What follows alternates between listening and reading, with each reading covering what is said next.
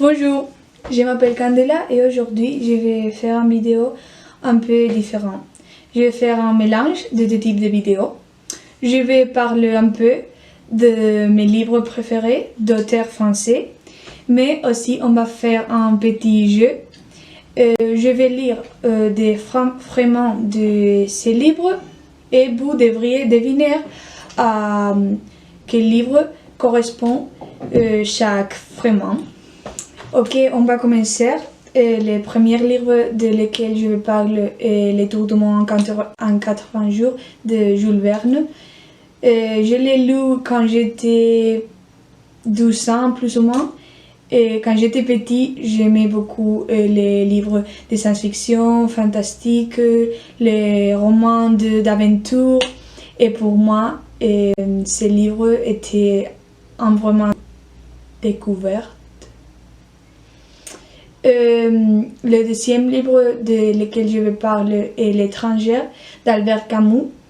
J'aime beaucoup ce livre parce que l'auteur est très différent des autres auteurs et aussi parce que les idées philosophiques de les livres sont curieuses.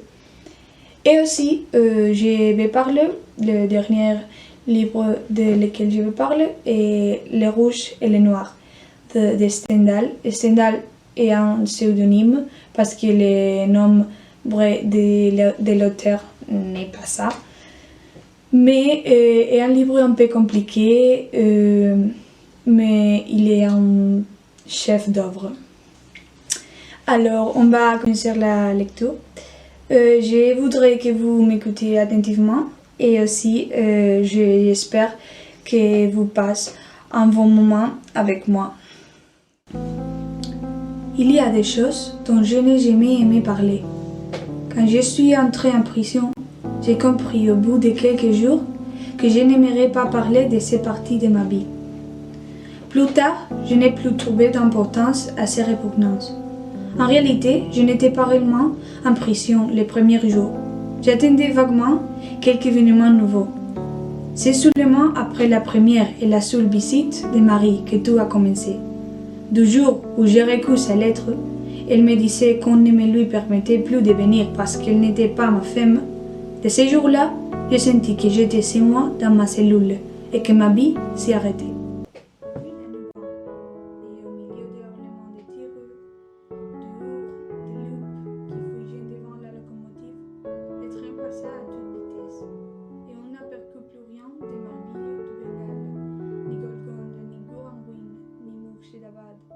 Qui fut autrefois capitale, ni Bourgoin, ni Ougli, ni Chandernagor.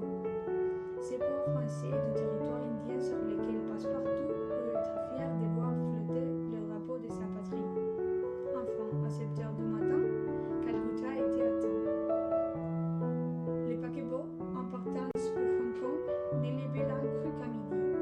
Phileas Fogg avait dans son cœur devant lui. D'après son itinéraire, ce gentleman devait arriver dans la capitale des Indes le 25 octobre, 23 jours après avoir quitté Londres. Est-il y arrivé au jour fixé? Il n'y avait donc ni retard ni avance. J'ai été offensé d'une manière atroce. J'ai tué, j'ai mérité la mort, mais voilà tout. Je meurs après avoir soldé mon compte envers l'humanité. Je ne laisse aucune obligation non remplie. Je ne dois rien à personne. Ma mort n'a rien d'honteux que l'instrument. C'est la seule, il est prêt. Suffisamment pour ma honte aux yeux des bourgeois de Verrières.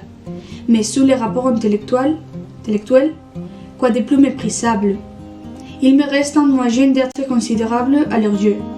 C'est de jeter au peuple des pièces d'or en allant au supplice. Ma mémoire, liée à l'idée de l'or, sera resplendissante pour eux. Après ce raisonnement qui, au bout d'une minute, lui semble évident. Je n'ai plus rien à faire sur la terre, s'est dit Julien, et il s'endormit profondément. J'espère que vous avez passé un bon moment et à la semaine prochaine. Au revoir.